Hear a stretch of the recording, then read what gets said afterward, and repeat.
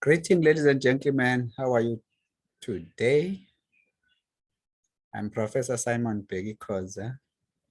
So the aim of this presentation today is to share with you the curriculum issues that were observed during the migration of the University of KwaZulu-Natal to a digitalized curriculum during COVID-19 era or revolution. It was conducted in 2021. So that is 2021. So the title of the study was exploring the migration to a digitalized curriculum at UKZN. So the project was conducted, or the research was conducted by COSA SB 2021. So if you need then more details on this, all what you do, just go to Google Scholar, you type SB COSA, enter that, then from the list of those journals that you'll see there, you will then choose the one that will give you this title, Exploring Migration to a Digitalized Curriculum at UKZN. That's what you'll then see there. Therefore, to continue then with the presentation, because I'm sure if you just Google for it, you'll get it quicker. And then what is this so-called migration then? Migration in education is the process of moving resources from one educational space to another. So then the question maybe would be to say, what are resources then? Resources are objects or persons that communicate education and training. So those resources then are divided into three parts. The first one is the hardware, where you talk about machines like computers, overhead projectors, smart board, all those are hardware resources when you talk about machine and tools. But the software is what carries information in order for the hardware to work. It's what you use in conjunction with hardware. So in this case, you can refer to application software like Microsoft Word, Microsoft Excel. All those are part of the software. But there's the main one then, which is called ideological way. Ideological way, it's a belief behind choosing and using that particular hardware or software. So that belief is called ideological way.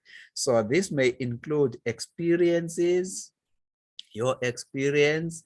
It may include theories that you use. It may include the ideologies that you have, ideas. Even your perception is part of the ideological way. So when you use then any hardware or software, there is a theory and a belief that will make you to choose that particular tool or hardware. So we call that ideological way. So learning and teaching, it's about that ideological way resource, because these are the ones that help us to map out what we want to pursue. Then when you look at it, then in terms of higher education, the migration in terms of higher education institutions, especially in South Africa, where UKZN is part of it, it's divided into performance-based, others would say qualification, teaching for qualification. That's why it's performance-based. So performance-based curriculum, it's a curriculum where everything is prescribed. It's prescribed in such a way that you can search for it and use it according to that. So the content is prescribed and is compulsory. Resources to be used are prescribed and compulsory. Objectives are there because these are teachers' short-term goals. So summative assessment is used to be a part of it. Therefore, when you look at it from the performance-based curriculum, UKZN had that component, which helped the university to complete or to save 2020 and 2021 academic year. Now, when you go through then the process, the university also used a competence-based curriculum. Competence-based curriculum is where you allow students to use their experiences to achieve the outcome. So you have specific outcomes to be achieved. Then what happened then that learners or students will then use their experiences to achieve those learning outcomes. Other writers they'll call that socialization of some sort, that they have to socialize as a group in order to produce and produce specific content that will help them to achieve those learning outcomes. But what seemed to be missing then in the curriculum when the migration was taking place is that of pragmatic curriculum. Pragmatic curriculum, it's about your personalization of it or subjectification of it so that it will be going according to your needs. So that's what that it's about. But then if we look straight to UKZN then, without considering what the literature is mostly saying, but let's look at what UKZN it's all about. The University of KwaZulu-Natal was established in 2004 as a result of the merger between the then University of Natal and the University of Durban-Westville. This institution has 5 campuses, but it's in one of the provinces of the 9 provinces of South Africa, but it's one of those provinces that have a higher volume of historical disadvantaged communities. So as a result of that, University of KwaZulu-Natal accommodate approximately 78% of students from these historical disadvantaged areas. So you can see there, then the expectation is that UKZN should also be one of the comprehensive universities, but it still remains as the research intensive university or research lead university, although it has that 78% of students from historical disadvantaged areas, it's still rated in the top 500 universities in the world. So to be rated there, usually you find that universities that are there, other research intensive universities in the world, they have limited number of those from historical disadvantaged areas or communities. But UKZN is still performing well to be in the top 500 universities in the world. But if you look at it, the number of students from historical disadvantaged areas or communities are more than 78%. So then the migration then at UKZN then started with the competence-based curriculum, where students and academics were using Zoom video conferencing technology in terms of their teaching. So when they used that, it was not prescribed by the university. As a result of that, it falls under the socialization part, where they were socializing with it. They were also using WhatsApp. They were using different technologies in order to learn, just to save whatever they had for those years, which is 2020 and 2021. So what happened then is that academics who were familiar with online teaching and learning, which is digitalized technology, digitalized curriculum, those who were familiar were able to train others who were not familiar.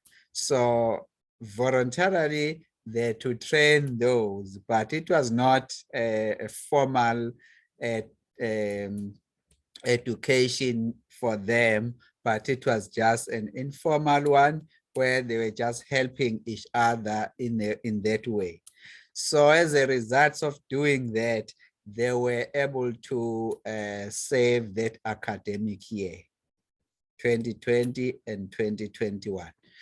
And then now they continue as if it's still, they're still affected by that COVID-19. But then what then happened is that part of that competence-based curriculum, where they were allowed to socialize with Zoom and WhatsApp and other Facebook, all those social media sites, then the training then had to involve model learning management system in order to promote performance-based curriculum.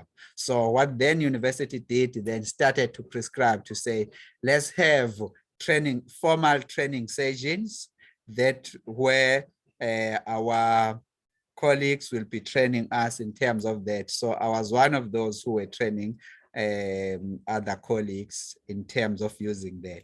So then the process then was then driven by competence-based curriculum and also competence-based, performance-based curriculum. So we're balancing that too, to say we have this formal, the formal part, which is a performance-based curriculum using model. It involved quite a number of activities and resources, including, because we even included Zoom as part of model and all other nice technologies that were enjoyed by academics as part of Moodle. Then we had that.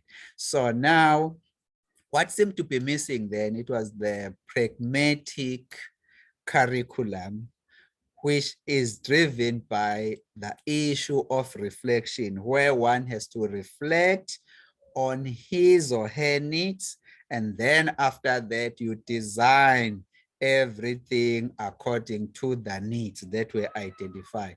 But in this case, there was no opportunity for that. That's why then the process went through without that opportunity. So what is then digitalized curriculum? Digitalized curriculum, it's a technology-driven curriculum in which ideological aware resources are used to identify and drive hardware and software relevant resources relevant to educational needs and situation. So in other words, remember I said ideological aware is the main issue because it's the one that push our system to choose what we choose. So in this case, then ideological aware was used in terms of performance, digitalized curriculum, where we have seen the institution prescribing specific objectives in the plan that was used, specific school curriculum, the school content. So the type of content that was involved, it was school content or school knowledge. The writers would say school knowledge. Then learning management system, which is mostly here, was used. And then at the end, we had to do assessment and use assessment, online assessment using quizzes, multiple choices, essay type, and then mostly was able to mark for us, marking different activities. However, with essay questions, we then had to mark it on our own. And then in terms of competence-based curriculum, those plans involve learning outcomes to say what are the learning outcomes here. And it also had it had to allow, like I indicated, that we even included Zoom as part of the learning management system, as part of Moodle. So in other words, we're bringing social media site as part of that. So even WhatsApp then was allowed to be used by students in order to socialize in terms of producing, in achieving the learning outcomes that were given there. And then there were activities that were also specific to say these are activities that need to be used in order to generate everyday knowledge that was going to help our students to be able to achieve the learning outcomes. So they were also be able to do peer assessment using the, what you call this, discussion forums as part of Moodle. Discussion forums were used by students to conduct some peer assessment there. But then what I indicated was the missing link here. What was mostly missing here is the time for academics to reflect and identify their needs. And then after that reflection, they were going to start now to bring relevant aims. What are the aims that we want to push forward? And then also, there were also formative assessment that were required in order for this reflection to be used to build and develop our students and academics.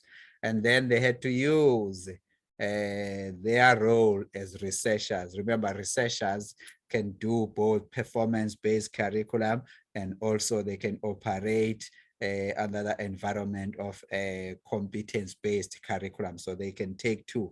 So, but now these issues and even the environment need to be flexible in terms of doing that, to say when they want to study online, they should be able to do. When they want face-to-face, they should be able to do. So those were the issues that were missing in terms of this migration.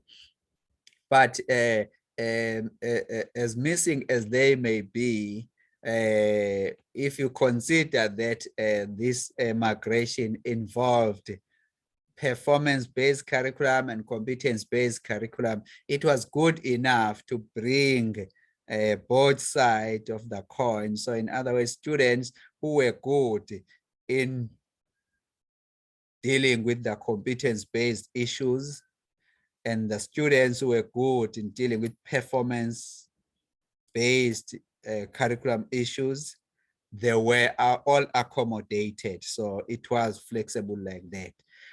But now this one was going to take it to the next level, because this performance, this pragmatic digitalized curriculum, it's allowing people to first identify their needs, and then their strengths, weaknesses, theories that are of their favor, that they start to use. But here in the performance-based curriculum, one size fits all, because all these were prescribed by the university to say these are the things that need to be done. And then here they are flexible to say, no, this is where they are flexible, where they can do whatever they want. But you can see the key concept of curriculum that dominate each of these. I've summarized them here, that they are standing like this, and they were in that kind of condition of being used. And then in terms of questions, this research had to respond to the issue of what is the migration to a digitalized curriculum at the University of KwaZulu-Natal during the COVID-19 revolution.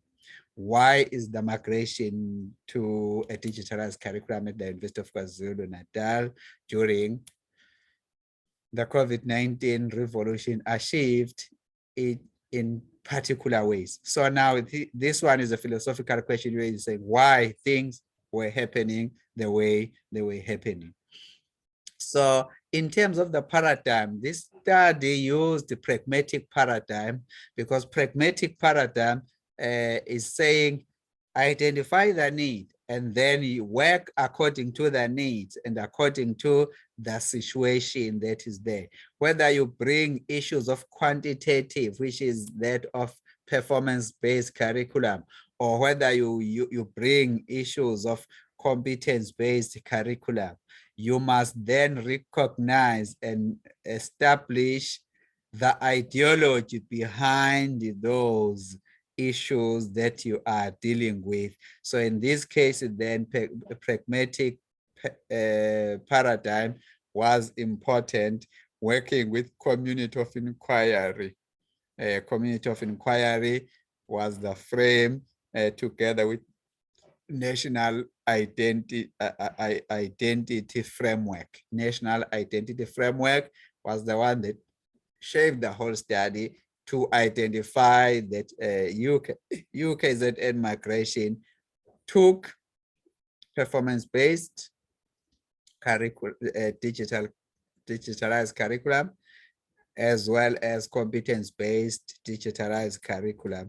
But what seemed to be missing was this issue of pragmatic digitalized curriculum.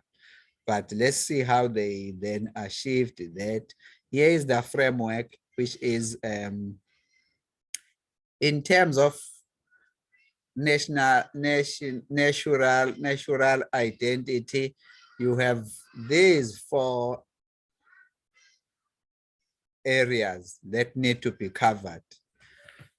But these 4, which is the circle 1, circle 2, circle 3, they produce some intersection as well, and intersection, because all these issues need to be part of this process if you want to really do justice on what you are doing. So what then is happening in terms of, but in terms of community of inquiry is taking from here where you have here teaching presence, here you have social presence, here you have cognitive presence, and then some other issues that are coming in the intersection. But natural identity is saying things should happen naturally. So in order for things to happen naturally, professionals will say, we want our identity to be seen, to drive what you are doing. So in other words, the prescribed issues of performance-based curriculum are taken from this part of the natural identity framework, where the main issue is to respond to the what questions. What content, what objectives, what resources, the what and what and what, which is the descriptive questions that need to be described. Describe what content, it must be described so that it will be prescribed for the students. What resources, they must be prescribed. What assessment, that must be prescribed. So here it's about prescribed. That's why the main theory of this is behavioralism. It's taking behavioralism that you have to follow step by step. And content here is called school knowledge, where the content is prescribed and then the lecturer or the teacher has to do research, conduct research in order to know exactly what content is there for this particular grade of your particular subjects. So when you have that, you can now start to say learning management systems now is useful because it has prescribed tools that are the tools that are prescribed by the institution. So those are the tools that are mostly used here. But we have seen in the previous slide, the specific concept that drive this professional identity taken from performance-based curriculum. So this theory is bringing that forward. And it's also saying you should also understand that your students are coming from specific societies and also specific communities. So those communities should have influence here. So then students then should be given opportunity to use their experience, which is their societal identity, to answer the how we should do A, B, C, D according to the student. So you give them the how part, and then that will then take place according to that. And then this then promotes a theory of constructivism learning theory, where the process is driven by achievement of outcomes. Whether these achievements are of higher order, middle order, or lower order, that is not important. What is important is that students have achieved the outcomes. So with then the migration at UKZN, they had the outcomes as much as they had the content to drive this. Therefore, you can see that both these were there. And then they combined that with assessment, summative assessment. Summative assessment is used for grading so that you can grade students after they've conducted or have administrated that particular assessment. It can be a test, exam. So in this case, online exams were given to students, were conducted, and also tests were conducted, and then in the form of quizzes, and then different methods that were used there were important. And then after that, then leaders started to see that it seems as if this personal identity, it's kind of missing. Then they started to ask the question of who are we teaching? Who are our students? That's where then the study was established that these students were, most of them, 78% were coming from historical disadvantaged areas or communities.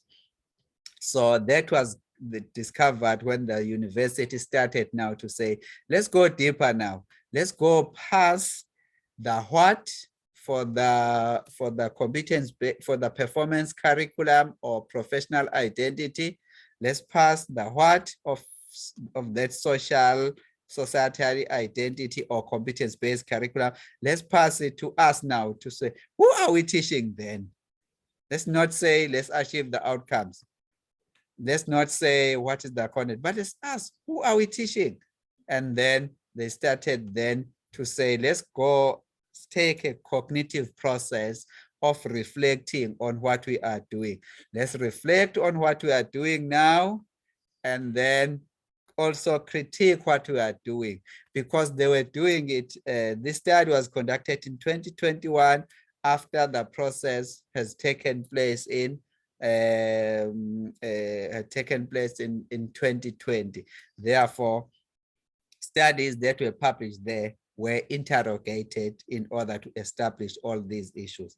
So then leaders, then UKZN leaders started to say, let's take it to the next level. Who are we teaching? Okay, let's ask them to reflect. Let students reflect, let academics reflect in order to start to build something that will go according to our UKZN identity or personal identity. That's where then this came in. So as a result of that, learning management system, we're now starting to have the same platform as that of social media site. So by so doing that, they allow students to deal with the issue of peer assessment, where they could use discussion forum to assess one another or each other. And then formative assessment, they were sometimes given some test or project to conduct. After that, they were not given marks because of those projects, because they were just used as a formative assessment process. So that's what was happening there. So this theory then, which is a natural identity framework, was used for this because it's the one that generated these issues to be observed from the publications that were published during COVID of 2020, and then they were published most of them were published in 2021 and others in 2020. So they were then interrogated, and then this came through.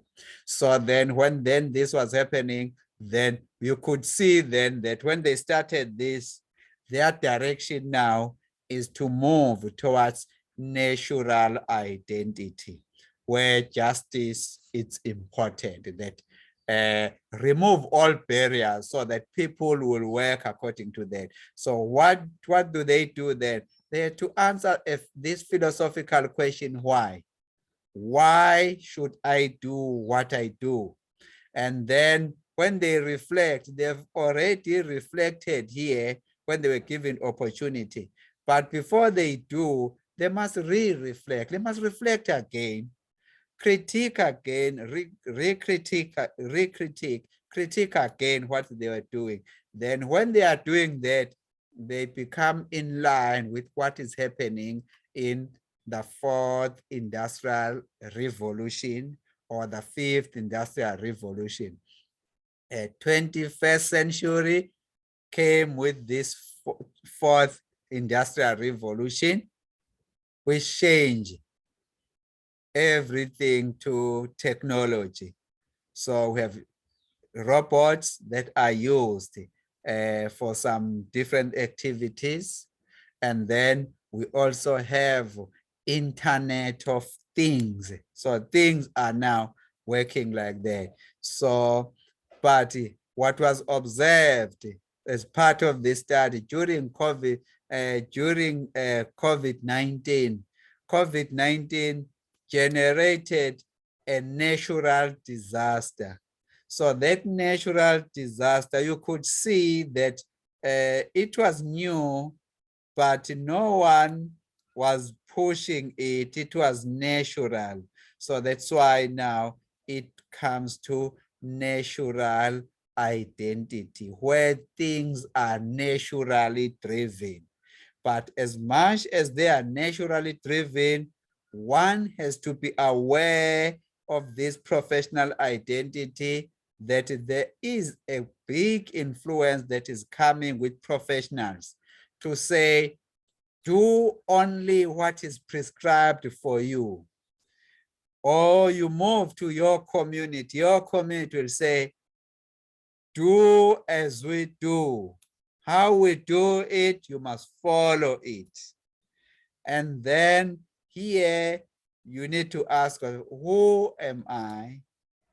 Who are these people who need me to perform this particular activity? Then you perform according to your strength. So when you observe all these issues, then you'll be able to be natural. You'll go back to your natural identity. Remember, when you were born, you were naturally driven. You were able to move. You were able to cry. No professional, we did not have a professional that was helping you to cry, to breathe, to do that. But all those actions were natural. So now, with this natural identity, then the theory is saying, go back to your roots and start to understand that when I was born, I was born with natural actions. natural identity. But then I was claimed by professionals and also communities. Now I'm going back to say, but who is this particular individual who was able to eat and drink water, and then after that, he or she managed to create this big body or this big institution which you call your body. This body was not coincidentally created, because if you remember that when we were 1 year, had that small body, then we had to graduate from that small tiny body. We had to graduate. At the age of 5 years, we had another body. 10 years. So you have graduated with new bodies up to now. Therefore, the issue now is to say, where exactly is that internal intelligence located in this big body of yours? That's what natural identity is about. Here, it's about asking yourself in relation to what people are doing. But here, then, when you go there, you are now understanding the nature, naturally driven. That's what then is happening. So the findings then are indicating then that UKZN managed to go through. If you look at that theme one is bringing that issue of the what questions, where all the what questions were prescribed according to what the institution was looking for. So the school knowledge was part of that, which was prescribed. And then objectives were there. Summative assessment was used to grade students in that category. And then when you move to performance-based curriculum, which is theme 2, competence-based curriculum, which is theme 2, we are looking at how things operate, the how part of this, which is how things are operating. So we have learning outcomes that were there, and then students had to achieve those learning outcomes using, others were using Facebook, others were using WhatsApp, but they were using these in order to achieve the outcomes as a group. So they're working in groups, whereas in here with this content, they were working as individually because it was prescribed. Then they could even be able to memorize. And then learning management system here, which is Moodle, was used as a tool which was prescribed by the university. And then the facilitation here, and then academics has to facilitate what was happening because learners or students were using their social media site, Facebook, etc., to make sure that they create their own comfortable environment, which was helping them to work with their friends, with their other fellow students, in order to achieve the outcomes that were indicated in their documents. So that's what was happening there. And then they had peer assessment. So if you read this article, you'll see how these were articulated. And under these personal questions, the who, it was clear that the challenge they had was that they did not have educational technology center, which was going to help them to coordinate the reflection process. So all what they were doing, they were reflecting, but recording what they were reflecting so as to conduct a study on those reflections. That's the part that was missing. And then that center there was going to help the institution to deal with these issues, to deal with them, helping academics and students to become researchers so that they can be able to deal with the issue of descriptive question, operational questions, and combine them into a taxonomy of their work. And then as a result of that missing part there, this issue started to come, which is the philosophical question: why are we doing what are we doing? Why are we doing what we are doing here? Was part of that. So now what happened then here is that when they started to understand that they were missing the personal part, leaders started to open that platform by approaching specific colleagues to say, can you lead this group, technology champions, doing this and this, so as to represent this educational center or educational development center where research could be conducted in order to make sure that all students and academics are getting what seem to be the results of the reflection according to the need of staff and students. But what was there was still missing that element. But that journey started now, of which then the expectation is that now it will go further to the next level, which is the philosophical question, where the issue is about why. Why should I do what I do? So the belief behind what we are doing is becoming the driver of what we are doing, which is the ideological way resource, if you refer back to those resources. So the findings then indicated that when they can really reflect, re-critique, then they'll be able to understand their identities and work according to their identities or needs. Because what happened here in this at the University of KwaZulu-Natal a few years ago, Professor Emory or Professor Allen Emory designed a learning management system called open learning system, which was all open learning system. It was just open learning system, OLO, OLS. Yeah, yeah, because they use different concepts in designing that when Emory was designing with his team. So they use different, but what came out from there was the open learning system, OLS. So they ended up there. So that was then designed according to the reflection of, because Professor Emory changed change his center. He changed his center to an educational technology center where he was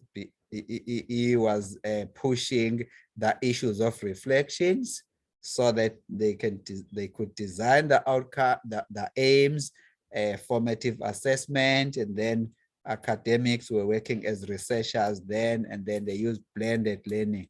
So when that was happening, you could see then that the personal part, which is pragmatic, it was pragmatically working according to the need of the institution. But however, then later, then the institution decided to take the descriptive question of what they, by bringing Moodle to say, no, we wanted this international recognized learning management system. We don't want the one that was designed according to our needs. Then they moved to that. Now that COVID-19 was here, and then it forced the institution now to think about that and go back to say, what is the needs? What are our ideologies? Then it went according to that. Then they started to move to the re-reflection, critique, and identity. That then, it has to do with the mindset, the change of the mind. So what was then happening then is that when the leaders started now to interrogate and open the re-reflection platforms for this natural identity. So you could see there that the mind is divided into three categories. We have the unconscious mind. Unconscious mind, it's our body system. So what control our body system or function, like breathing. When we were born, remember, we're breathing well, we're doing digesting system, our heartbeats, we're doing well. That's naturally driven. So now, when leaders started to say, now let's go back to our roots, which means they started now to bring this issue to say, no, let's see what is naturally driven here. What is our needs without necessarily looking around other places and look for what can help us. And then we also have this part of the mind where we bank all our activities, all activities that we experience. We store, this one stores every experience since conception. So belief systems, our emotions, feelings, habits, superstitions that are driving us, they all reside here. So now, ideological resources are now taking this as the main issue to say these theories are part of our beliefs, and then all these that we have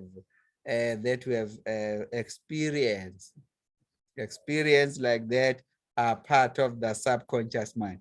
But we also have the reasoning mind then. Then we also need to reason to guide the subconscious mind, because subconscious mind cannot distinguish between what we imagine and what seem to be real to us.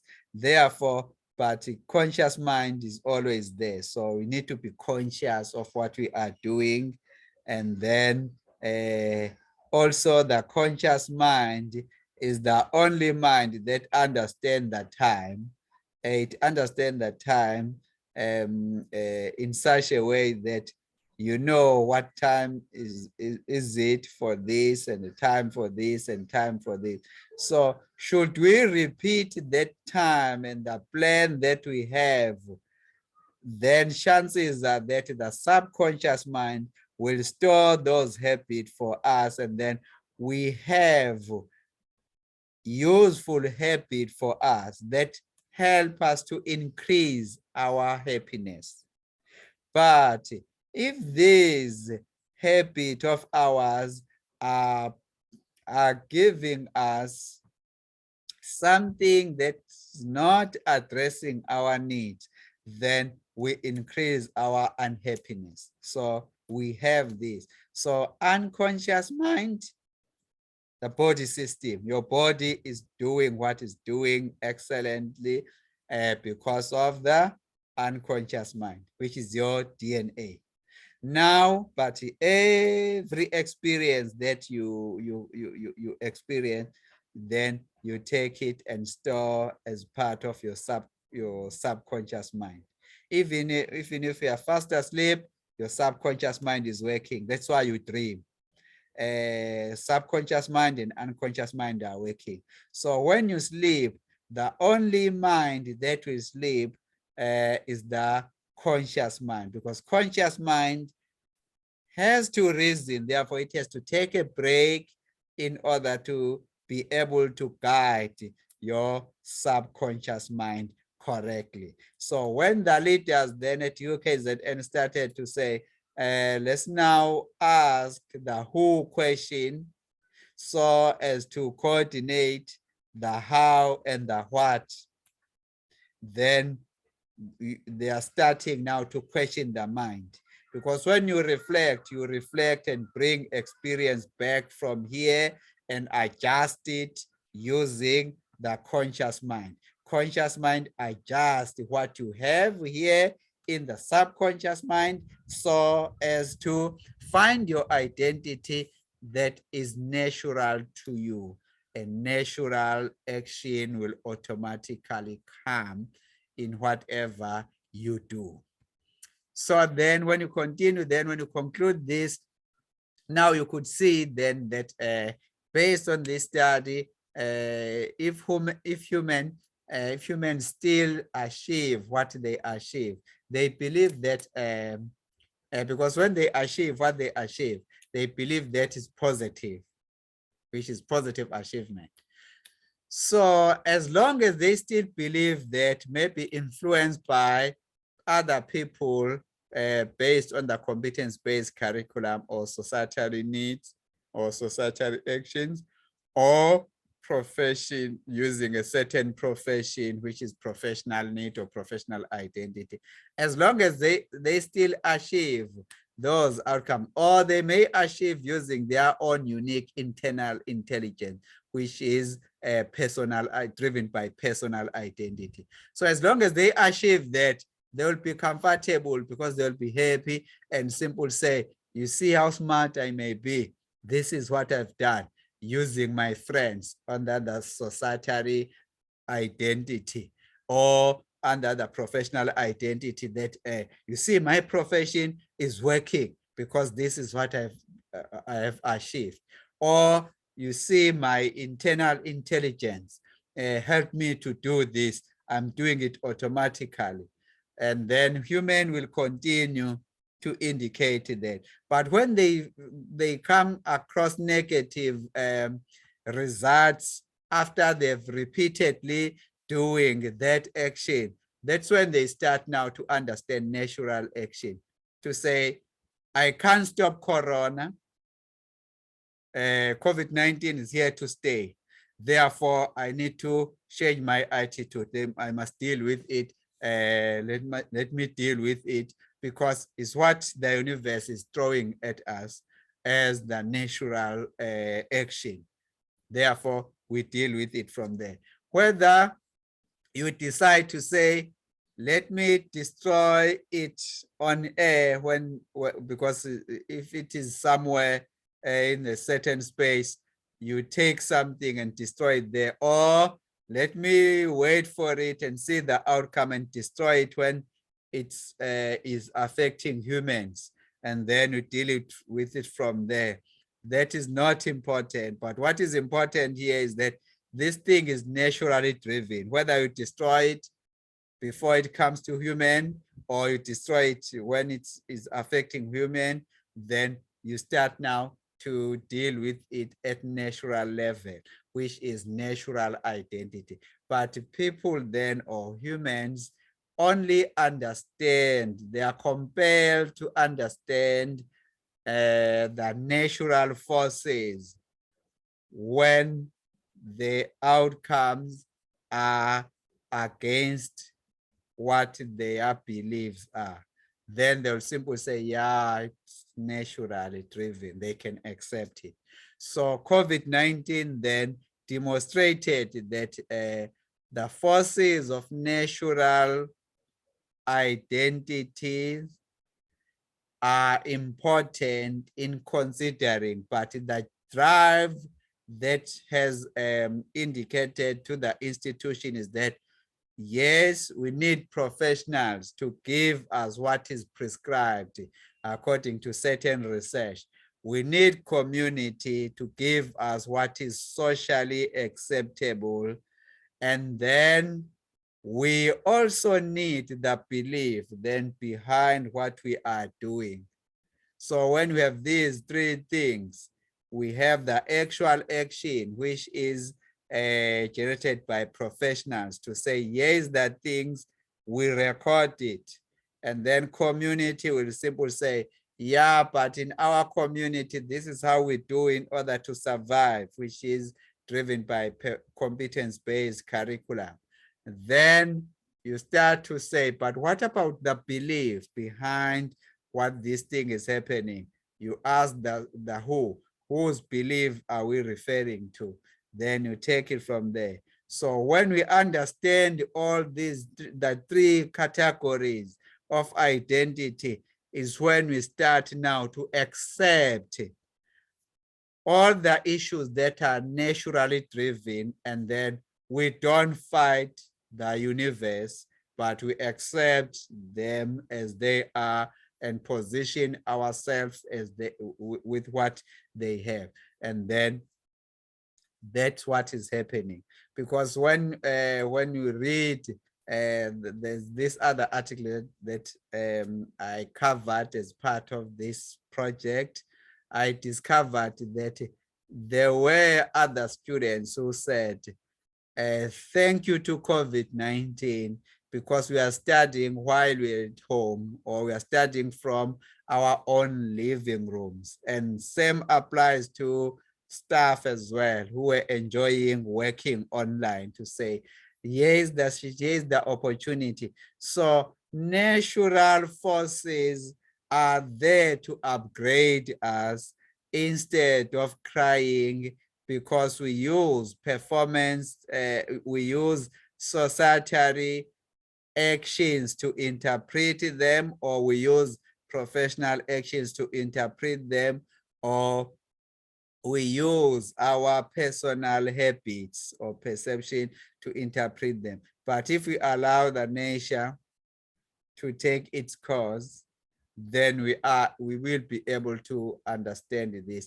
But understanding this, it means we need to go through a process of understanding our professional identity, which is driven by performance curriculum, understand societary identity, which is driven by competence-based curriculum, personal identity, which is driven by pragmatic curriculum. So once we do that, we are flexible enough to understand natural forces that are coming to us, that need us to respond to. So when we are able to do that, then we can see that COVID-19 brought in another revolution, which was unique, which was different from these that are driven by technology, which are of the fourth industrial revolution. So even medication could not address the issue of COVID-19 up until